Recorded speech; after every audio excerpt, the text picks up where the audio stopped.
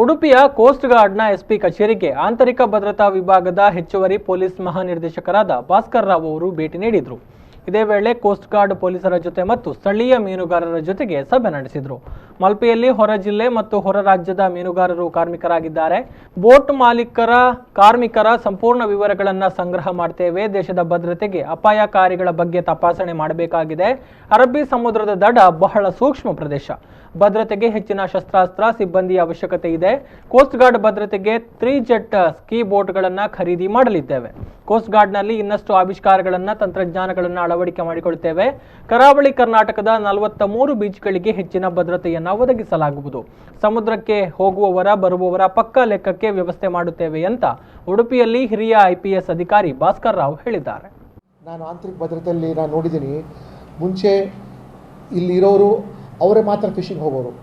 ತದನಂತರ ಉತ್ತರ ಕರ್ನಾಟಕದವರು ಬಂದರು. ತದನಂತರ ಉತ್ತರ ಭಾರತದವ್ರು ಬಂದರು. ಈಗ ನಾವು ನೋಡಬೇಕಾಗಿದೆ, ಬೇರೆ ದೇಶದವರು ಏನಾದರೂ ಇದ್ದಾರಾ ಇಲ್ಲಿ, ಅಥವಾ ಅವರು any other persons who interest is not there in the country.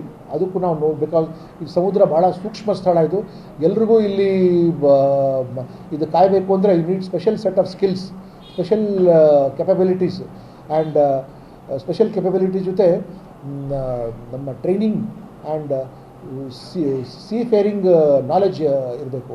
ನಾವು ಲ್ಯಾಂಡ್ ಬೇಸ್ಡ್ ಪೊಲೀಸ್ನವರು ಅವ್ರಿಗೆ ಲಿಮಿಟೇಷನ್ ಆಗಿಬಿಡುತ್ತೆ. ಸೊ ಅದರಿಂದ ನಮ್ಮ ಕರಾವಳಿ ನಿಯಂತ್ರಣ ದಳ ಮತ್ತು ಇದು ಸಾಗರ ರಕ್ಷಕ ದಳ ಇದೆಲ್ಲ ಅವರು ಸಮುದ್ರದ ಅಕ್ಕಪಕ್ಕದಲ್ಲಿ ಇರೋ ಜನನೇ ಇವರು. ಬಟ್ ಅವ್ರಿಗೆ ಯಾವ ರೀತಿ ಡೇಂಜರ್ ಐಡೆಂಟಿಫೈ ಮಾಡಬೇಕು, ಯಾವ ರೀತಿ ರೆಸ್ಪಾಂಡ್ ಮಾಡಬೇಕು ಅನ್ನೋದ್ರ ಬಗ್ಗೆ ಕೂಡ ಅವರಿಗೆ ಟ್ರೈನಿಂಗ್ ಕೊಡೋದು ಮತ್ತು ಅವ್ರಿಗೆ ಸೆನ್ಸಿಟೈಸ್ ಮಾಡೋದು ಭಾಳ ಮುಖ್ಯವಾಗಿದೆ.